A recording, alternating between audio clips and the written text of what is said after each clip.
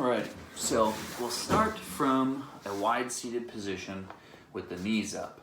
First thing you want to do is imagine your left hip and your right shoulder grow as far away from one another as possible, and the right hip and left shoulder grow as far away as possible, so that you have this rectangle here with an X through it that's growing all four directions.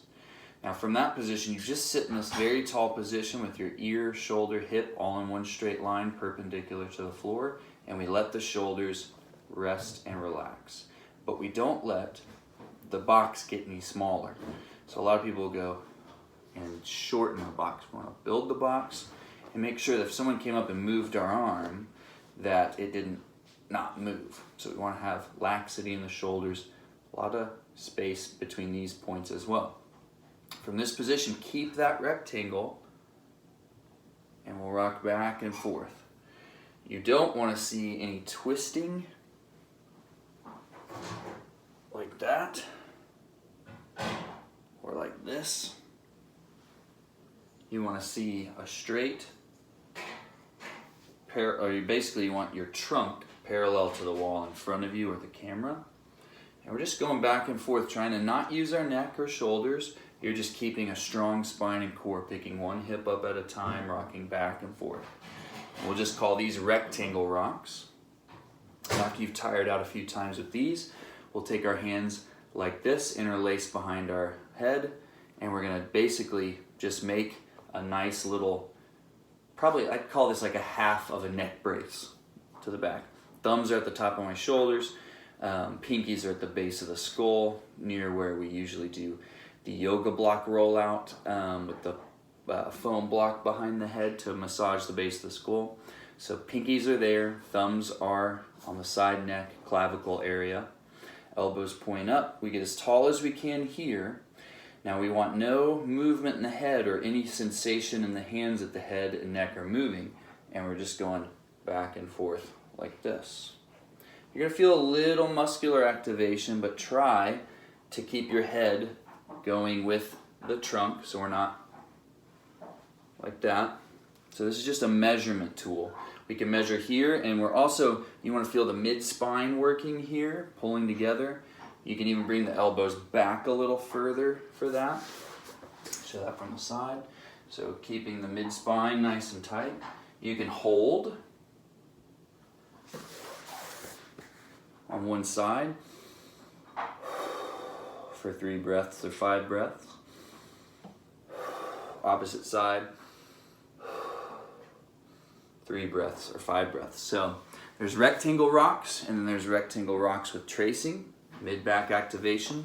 There's rectangle rock holds and traced rectangle rock holds that I'll program for you.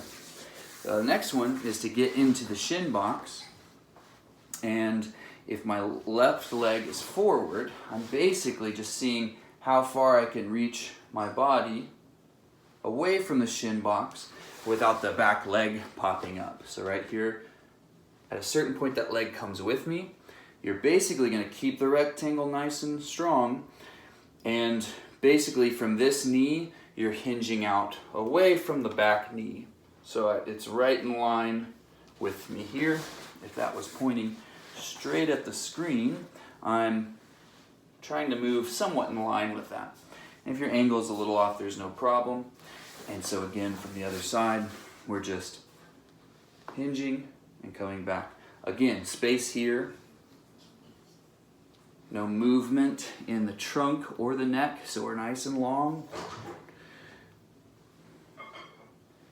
And if you can touch the knee, if you can touch the elbow without the knee popping up, that's the goal. But we might start to feel some neck strain and some shoulder and head strain. So only go as far as feels comfortable. This is light and easy work. It's going to be difficult in the beginning, but your aim is to make it lighter and easier as you go. And last but not least, we'll lay on our stomach, and we're just going to, we have the W raise and the head raise we've done before. Basically, you're just going to float your arms and go into the beach arm and back. Beach arms, basically just the trace that we do in the squat and in the rectangle rock squat. you'll just kind of take that same grab like this with the interlaced fingers, just like we just went over. You're basically just hovering the face lightly, so spine is nice and neutral, nose is maybe an inch from the floor, forehead a little more, and we go from a floated W to the W trace or the V charm trace. Nice and easy. Make sure we're still breathing.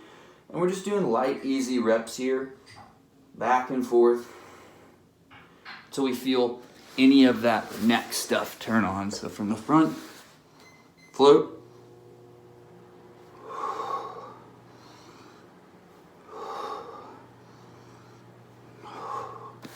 And these will just be called head raise traces, or we'll call them a prone head raise elbow trace.